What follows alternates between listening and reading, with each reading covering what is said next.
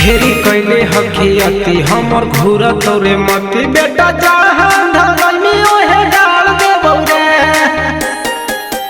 अभी बुझो ही कि यार हम हियो रंगा सुन तोरा भी हम नहीं प्यार देबौ रे। लेके हथियार हम करियो शिकार गढ़ तोरो गरमी के देबौ बेटा झा।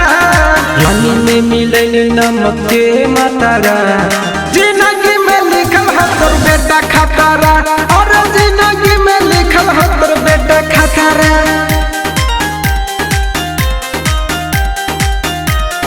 जिंदगी में लिखल है तोर बेटा खतरा।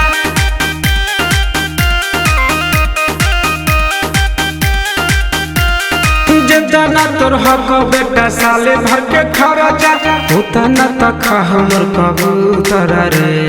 उतना तक हमर कबूतर ए बेटा हरे सभे खैना होई गेलो एक दिन बेटा यूपिया में घुरु हक सुकर रे।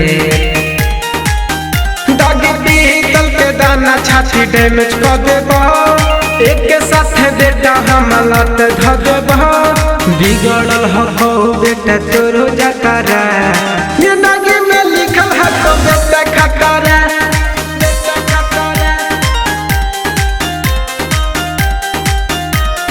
जिंदगी में लिखल है तो बेटा खतरा।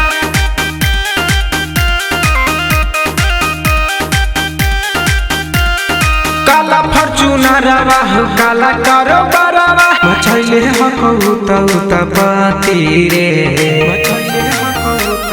अभियो सुधर के बेटा अरे रहू सन रहिया से लेमी जाती टाकर पता नहीं चल तोरा कराती रे।